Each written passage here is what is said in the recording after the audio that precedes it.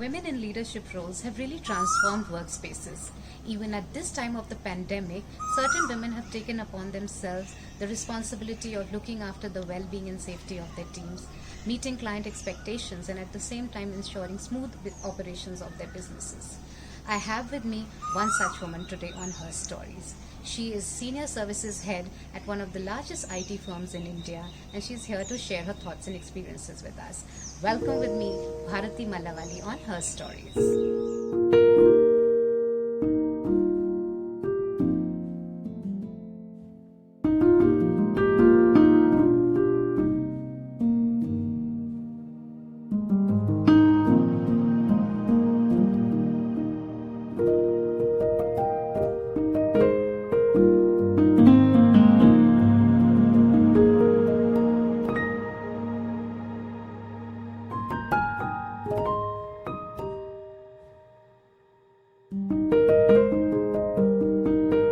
Start. Happy birthday, Deepak! To you!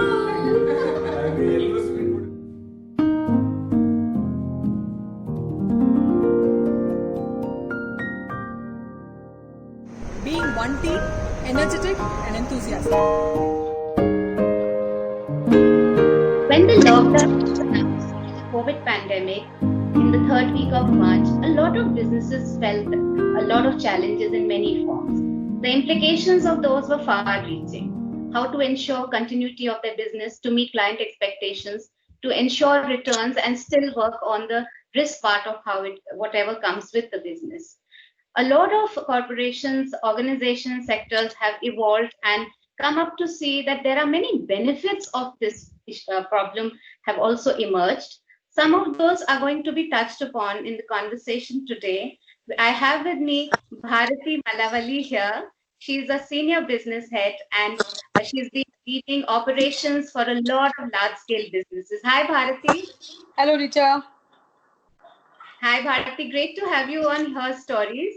And Bharati, I've heard that there was a lot of work around operations and realigning things that needed to be done as after the lockdown was announced. So once this was announced, I'm sure nobody anticipated it is going to be for that long. And you have been managing a lot of huge teams under you, under various businesses. So how was it to deploy them in different locations to ensure that they are, getting their infrastructure in terms of desktop or laptops? And what was the continuity plan that you came up with at that time? Yeah, first of all, thanks, Richa. Thanks for speaking to me. I think this pandemic has really made us learn a lot of things. One, expect the unexpected. I think that was something which was the first one. Because on the second week of March, they were anticipation, and it's interesting that we have a center in China, and they were going through the same thing, and they were going through the same thing. We did not anticipate that is going to be the same thing in India as well. So all of a sudden, when there was an issue, we had to do two things. The priority was how do we ensure that the client business is not impacted, and how do we ensure that our employees are safe in this environment. So we had to take into consideration both these things to ensure that we are running good. Now, was it expected? No. So how do we? And the thing was, when it came up, we didn't know how long, what is the repercussions of it, what is going to happen, because nobody anticipated this. So the first thing we did was, how do we ensure our employees reach home safe? That's our first priority, because employees are our first priority. The second thing is, how do I ensure the business of the client is not impacted, and how do I ensure continuity? So the first thing that we did was, all the regulations that the government had, we first reached out to the government to give us all those, free of regulations. So there were a lot of waivers given to the regulations. For example, shifting the desktops from electronicity, which is basically IT space, to their home. So in a usual scenario, the government does not allow us to do those desktop movements from these centers. So the first thing is, we reached out to them, and the government was extremely good. They also gave us a lot of permission. So the first thing we did was, we enabled maximum number of people to work from home. So how did we do that? We had to be innovative. So it was a very big group effort. So our facilities team, our technology team, our transport team, everyone came together. We identified systems. We ensured that all the applications that they had to work on is there on that. It was tested on that, and it was all shipped out. How did we ship out? So transport facilities wherein they were where we used people to ferry from work off and work. They started carrying desktops in those cabs. So that is how. So it was a lot of innovation. I mean, and we had to think on the feet on how can we do that. The main two intent was very clear to all the teams. One is employee safety. Second was how do we ensure business continuity. So taking these two into consideration, we worked very well as a team across all the support functions and ensured that maximum percentage of teams are enabled work from home so that they don't need to come to office, and at the same time they were able to log in from home and log in to work from home. Of course, there was a little bit of a chaos, and we had to do this in 3 days because obviously we had not anticipated that there's going to be a shutdown completely where people were not allowed to travel or see each other and all that. So we had to do all that in 3 days for more than 5,000 people. So it was a big task, but what really I would like to tell you, Richa, today is if we are in a situation and if we work together, anything is possible. I mean, never in my experience, I would have ever thought that we will be able to do that in 3 days, and we did that. And today we are happy doing that because the situation got worse later, and we couldn't have done anything much later. So we acted on time, and we did ensure that the employees were safe. So that was a good moment and a good thinking point for us and a good action that we were all part of. Yeah. Bharti, it sounds like, when you told me that how it started, it was a sudden announcement. And in 3 days, you had to like entirely align the process, enable so many people to work from home. And I'm sure what facilitated this was the very good, well coordinated teamwork that came with it. And as you mentioned, from facilities to transport, from procuring resources to clearances, there must have been a whole lot of things, of course, leading to some chaos. And going like from that point till now, what is in your experience that work from home can really bring forth? As in, is it like I read in a few places that it's sort of a blessing in disguise now. So as a person who's been handling teams and working in very specific locations, and there is no stepping out once you are into a business unit. What are your thoughts on this, and how do you think this can even benefit both the teams and the organizations and people? What do you think about this? Yes. So this, like I said, all the businesses are reinventing themselves to think of a different operating models. So all these while the clients were so finicky that they have to work in a particular confined area. They need to have security systems. We need to ensure that the accesses are only for employees, who are there for their engagement, and so on and so forth. But this situation has made everyone think out of the box. So when we enable people to work from home, initially there was a lot of concerns, or uh, a lot of ifs and buts on whether this is going to work. How do we ensure that everybody is operational? How do we ensure that everybody is responsible to do their job and all that? But it is interesting that when you see the data, and I was having a review with one of the clients, and when we saw the data, the productivity of the people has increased after working from home. So the reason Oh, being, one, there is flexibility, right? In a place like Bangalore and Pune, we spend so much of time commuting to work, and all of us have our personal lives and our professional lives. So this work from home has helped us balance both of them. How do we do balancing? Is basically it gives you a lot of flexibility. Like for example, if people had to step out for 1 hour or 1.5 hours for something that they had to do at home, they used to cover it up for a later period of time. So it gives you that flexibility, and also it reduces a lot of travel for people. I mean, we in Bangalore and Pune, right. you people who spend like 4 hours, 5 hours in a day commuting to work. So they are able to, utilize that time very effectively, both on a professional and a personal matter.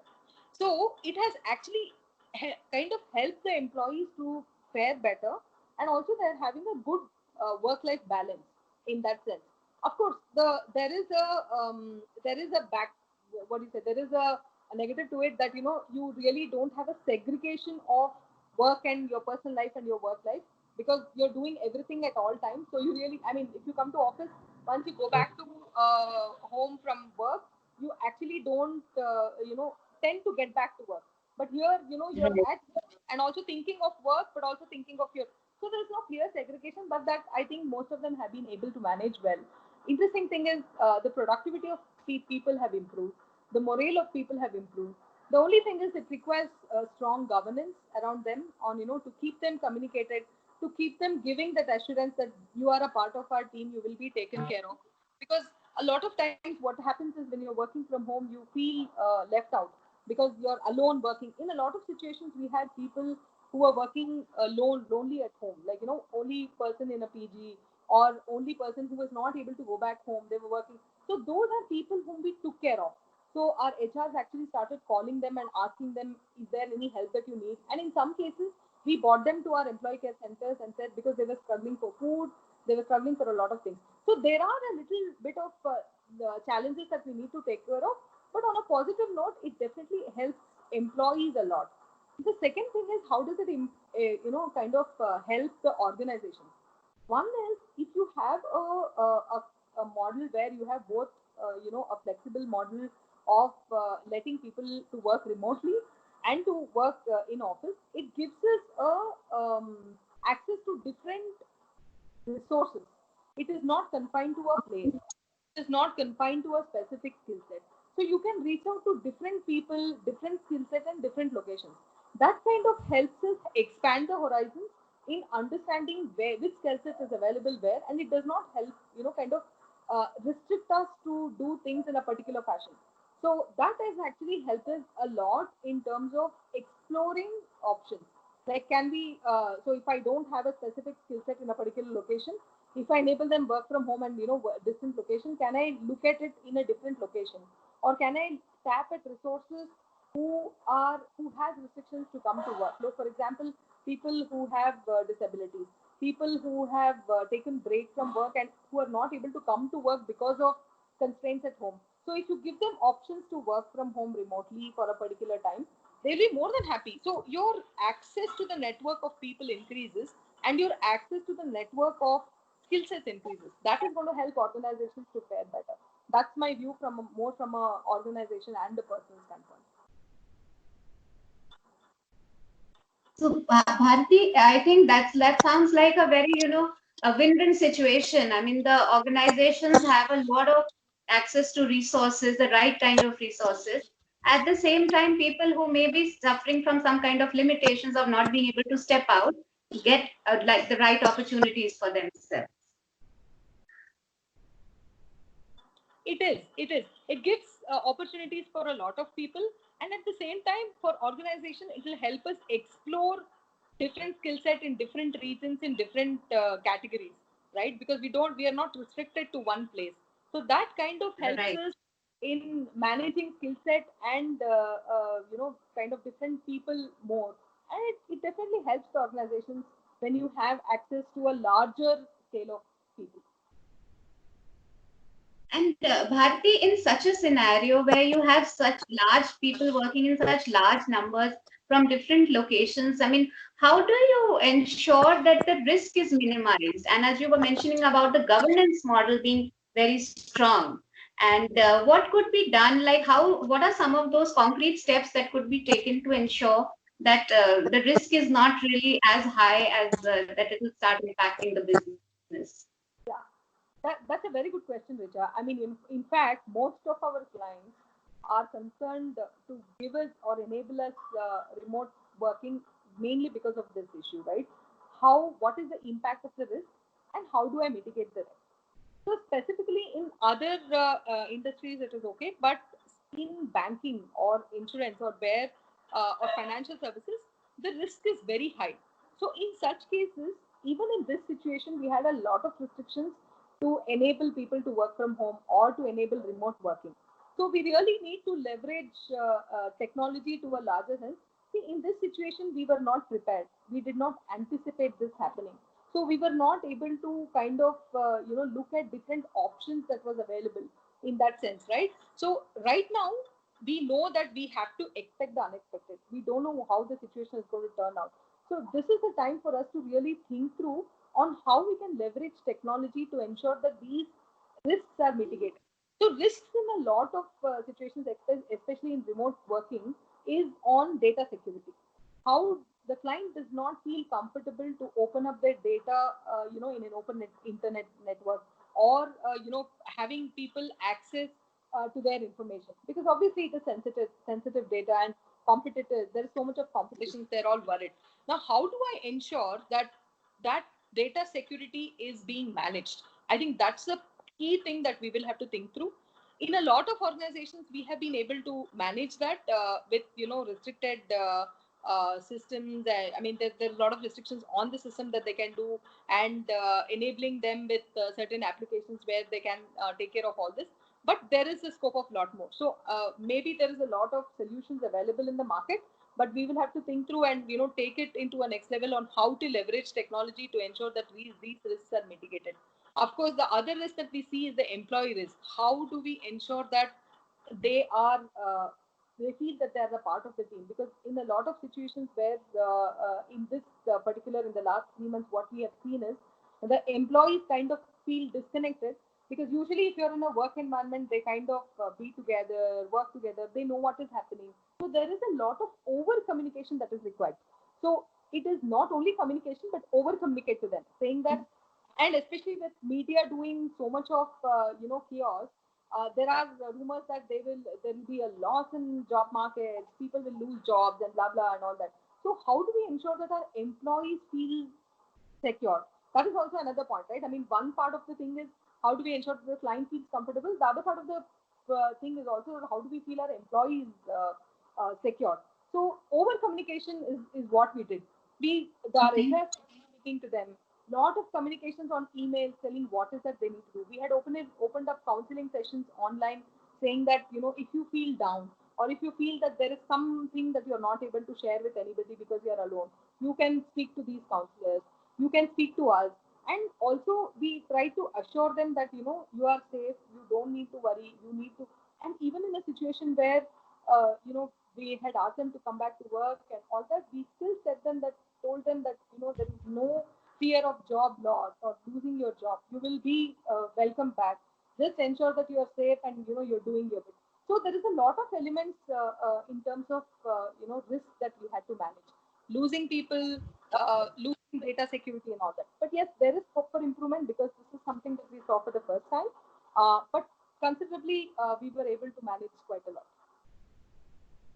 Okay, that sounds great, Bharti, and I'm very glad that you pointed out that, of course, besides looking at what the client expectations are and how the data could be secured in the best form, what is it that we are doing for the well-being of the employee, that people are not feeling at risk, and people, if they are not, really able to adapt to this new situation, then what is it that being done for their mental well-being? I think that's very, very key to retain the right kind of resources that we already have. And Bharti, I know how your schedule works, and it's like now a 24/7 cycle that sometimes maybe you have to follow. So, what are some of the things that you have been doing just to unwind? And because I think the work part consumes a lot of your time and your bandwidth and energy. So, certain things for your own self, what are those during this lockdown? Are you into cooking? This lockdown was interesting, Richa. I got to spend quite a lot of good time with my family. One Okay. is, like I said, because of the commute and because of our odd working times, most of the times we are only at work. But since I was at home, I could actually, morning when I get up, I could actually sit and speak to people around me and, spend some quality time with them. And Great. that kind of gives you a comfort and, a good start of the day. So that is one thing. I mean, a very good thing that really happened is to spend quality time with family. The second thing is, unwind. I mean, in this whole turn of things in your life, basically you're running all the time. But in the lockdown, it kind of gave me time to sit back and think, because most of the times you're running in your schedule, you're running in different directions to manage 100 other things in your in your personal life, in your professional life. But I think somewhere this situation kind of gave me a hard stop or a full stop to think, hello, just hold back, and it gave me some time to reflect upon myself. I mean, that's a very good thing. So I did some meditation programs and online, which kind of helped me calm down and not stress too much, and also gave a lot of perspective about different things. Because, like I said, it gave me time to reflect upon myself. That is a big thing that I would say that I could do to myself. And of course, spending good quality time with the loved ones and family makes a lot of difference. It had been quite a long time that we actually spent so much of time together at home under one roof. I think that was a good icebreaker for me, Richa, because that this was something that I was missing for a long time. Wow. So I think this also comes like another blessing in disguise, because most of us are just cherishing these moments so much more, because rest everything was going on, but getting to spend time with family, to unwind, to meditate, to take a break and think through, as you mentioned, getting new perspectives on life. I think that has been quite a enriching thing for everyone during this time. Yeah. Thank you, Bharti, for having taken time out for this. And I think your ideas and your very visionary thoughts about how we can protect data and engage employees, how we can make the most of work from home that has come about, is going to benefit a lot of viewers and organizations and corporations working with many, many large teams. And thank you for being, and may you have a wonderful week ahead.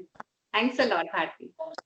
Thank you so much for giving me this opportunity to speak and kind of share my thoughts. Thanks a lot and have a good day too. You too. Thanks, Bharti.